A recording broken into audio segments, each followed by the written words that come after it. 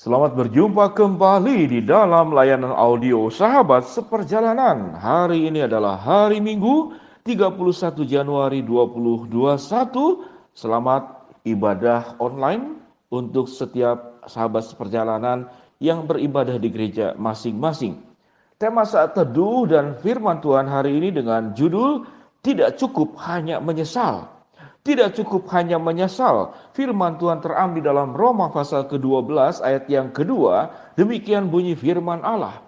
Janganlah kamu menjadi serupa dengan dunia ini, tetapi berubahlah oleh pembaharuan budimu, sehingga kamu dapat membedakan manakah kehendak Allah, apa yang baik, yang berkenan kepada Allah, dan yang sempurna. Mari kita berdoa.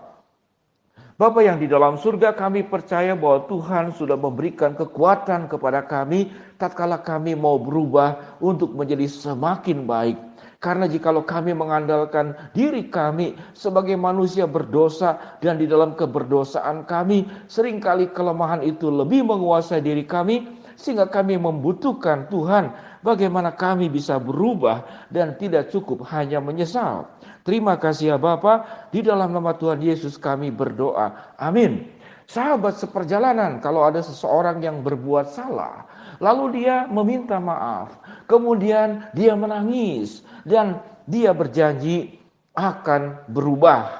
Namun ternyata hanya berhenti sampai minta maaf, kemudian dia menangis dan berjanji.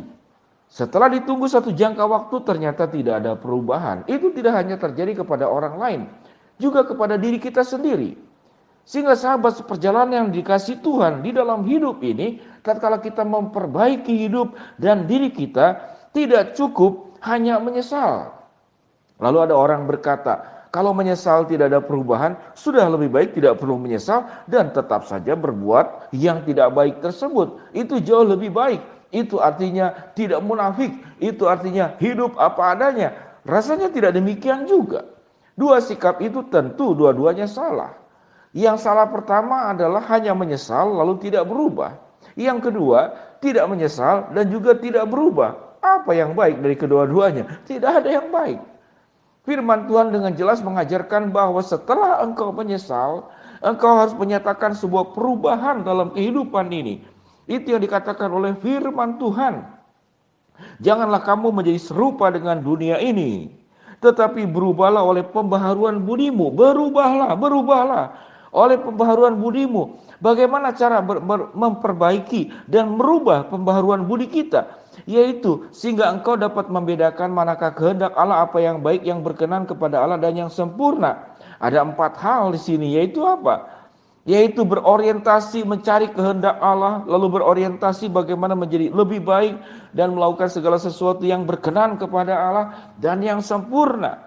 Sahabat seperjalanan yang dikasihi Tuhan, mungkin buat saudara-saudara, buat apa saya berubah? Toh saya tidak diterima, saya tidak dianggap baik. Banyak orang yang dengan sengaja berbuat yang tidak baik, sesungguhnya itu untuk balas dendam. Kenapa untuk balas dendam? Ada seorang anak, saya berbuat baik pun percuma, di mata orang tua, di mata papa mama, tetap saya tidak lebih baik dari cici saya, tidak lebih baik dari adik saya, dan tidak lebih baik dari orang lain. Saya berbuat baik apapun juga tidak dihargai. Maka oleh sebab itu biarlah aku tetap seperti ini. Aku akan berbuat malah terbalik. Dari yang tadinya baik jadi buruk. Ada juga tipikal orang yang seperti demikian. Sahabat seperjalanan yang dikasihi Tuhan, tatkala kita berubah setelah kita menyesal, sesungguhnya itu bukanlah untuk siapa-siapa. Itu adalah untuk kebaikan diri kita. Seluruh kelakuan, perbuatan, kebiasaan yang buruk, itu tidak hanya merugikan orang lain, namun yang pertama kali adalah merugikan diri kita sendiri. Tatkala budi kita, hidup kita, itu di dalam keadaan yang tidak baik, tidak hidup di dalam kehendak Allah, tidak hidup berkenan kepada Allah, tidak mengejar hal-hal yang sempurna. Memang kita tidak akan sempurna, namun ayat ini berbicara mengapa kita harus menjadi sempurna. Karena ada pertolongan Allah, proses sempurna itu pada bagian ini, bagaimana kita berproses menjadi semakin baik dari hari ke hari. Sahabat seperjalanan yang dikasihi Tuhan, Bagaimana kita merubah akan kehidupan kita? Maka firman Tuhan memberikan pengajaran dengan sangat luar biasa. Tentu yang utama adalah engkau mendekatkan diri kepada Allah. Yang kedua tentu engkau harus mencari lingkungan penunjang. Bergaulah dengan orang-orang yang pernah berhasil melewati masa-masa sulit. Dulunya dia hidup di dalam kehidupan lama, kehidupan yang buruk, dan dia mengalami kemenangan demi kemenangan. Maka orang tersebut akan menjadi mentormu yang akan menolongmu bagaimana untuk berlatih sebuah kebiasaan-kebiasaan yang baru, yang baik. Sahabat seperjalanan yang dikasihi Tuhan, tatkala kita menyesal, lalu kemudian kita berubah, maka kita sedang melakukan sebuah perombakan hidup yang luar biasa. Engkau sedang mengganti kemasan beserta dengan isinya. Luarnya adalah penyesalan, luarnya adalah tekad, kemasannya adalah janji. Namun engkau merubah bagian dalamnya, di dalam proses bagaimana merubah hal-hal yang buruk itu kemudian menjadi baik. Ada orang yang punya kebiasaan itu minum minuman keras. Ada orang yang punya kebiasaannya itu adalah berjudi. Ada orang yang punya kebiasaannya berkata-kata kasar dan kotor. Ada orang yang punya kebiasaannya adalah mengkritik orang lain. Dan itu seakan-akan seperti makan sehari 3 kali, bahkan bisa 5 kali. Itu diulang-ulang terus. Ada yang punya kebiasaan kemudian berkeluh kesah. Mengeluh dan akhirnya tidak bekerja. Sehari-hari pekerjaannya mengeluh. Sahabat seperjalanan yang dikasihi Tuhan, coba cari adakah lowongan pekerjaan. Lalu pekerjaannya adalah mengeluh. Tidak ada. Jadi itulah kebiasaan-kebiasaan buruk, tidak hanya berbicara tentang dosa-dosa yang sangat besar seperti Yudas yang menjual Yesus, tidak. Tapi kebiasaan yang buruk itu banyak aspek, bahkan hal-hal yang kecil kalau dibiarkan dia akan membesar seperti kanker. Jadi kebiasaan buruk ini seperti kanker, ada stadiumnya. Sewaktu stadium 1 kita tidak selesaikan, kita tidak terapi, kita tidak perbaiki, dia akan naik kepada stadium 2, naik kepada stadium 3, naik kepada stadium keempat. Pada akhirnya akan terjadi kematian.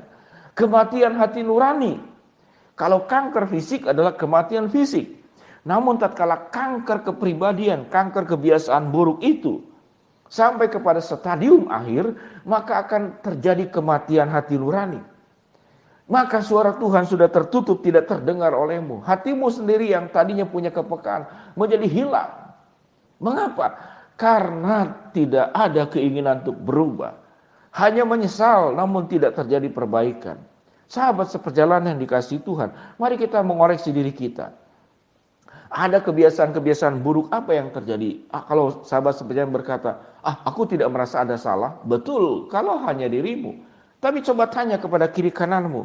Tanya kepada orang-orang terdekatmu. Apa yang harus aku perbaiki dari hal-hal buruk yang ada pada diriku, supaya aku mengalami pembaharuan budi, memahami kehendak Allah, tahu melakukan yang baik, yang berkenan kepada Allah dan yang sempurna, dan agar kami tidak menjadi serupa dengan dunia ini, namun kami berubah untuk kemudian berbeda dengan dunia ini.